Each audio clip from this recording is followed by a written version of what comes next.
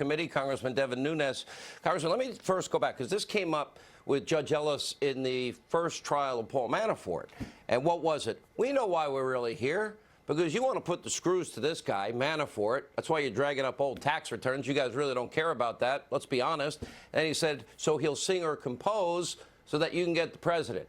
So now we have this new filing by Sidney Powell, the new attorney for Lieutenant General Flynn, saying, yeah, they wanted him to say this. I have a problem with overzealous prosecutors offering something of value, freedom to say what they want you to say. That, to me, would be bribery in any other circumstance and a very dangerous offer for anybody that's facing jail time. Well, that's what this entire investigation has been about. It was an obstruction trap set for the president. You had people who were put under investigation, like General Flynn, likely even before, back in the Obama-era days, but for sure at some point they brought up these bogus charges that he had some Russian girlfriend. I think there's a very interesting case that's been filed in Virginia where the supposed Russian girlfriend is suing many companies for libel and defamation because she had nothing to do with General Flynn.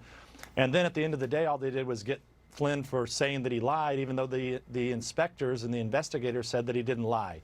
So, and let's not forget, over all of that, you have one of the biggest leaks in U.S. history, raw intelligence, transcripts of General Flynn talking to the Russian ambassador.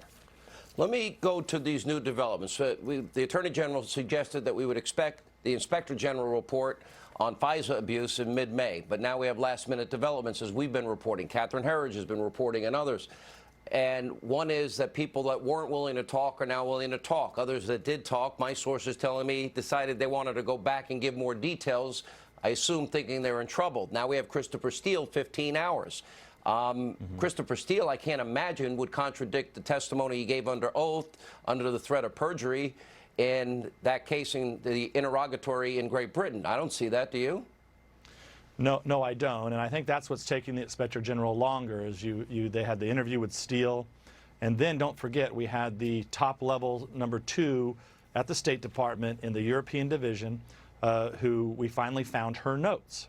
So this was Kathleen Kavalek. So in her notes, clearly now we know, and the Inspector General knows, that the FBI was informed that Steele had some problems with his credibility long before they went to spy on Carter Page. So that's what I think is slowing down the process, Sean.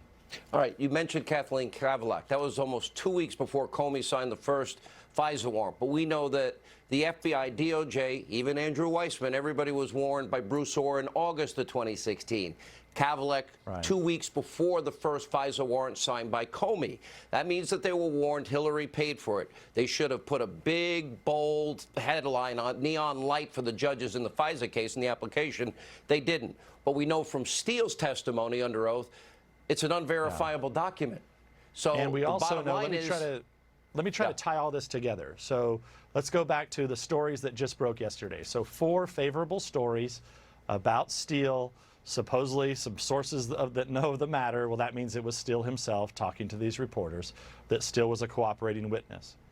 We also know that the FBI has told Congress that they didn't know anything about the Steele dossier until September of 2016.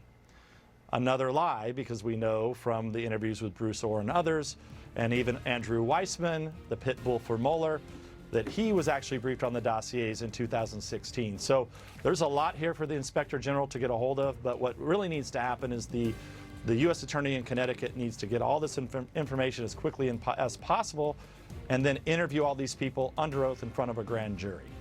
All right, Devin Nunes, Ranking Member, House Intel Committee, thank you. By the way, one of the great things about live television is in the middle of your show,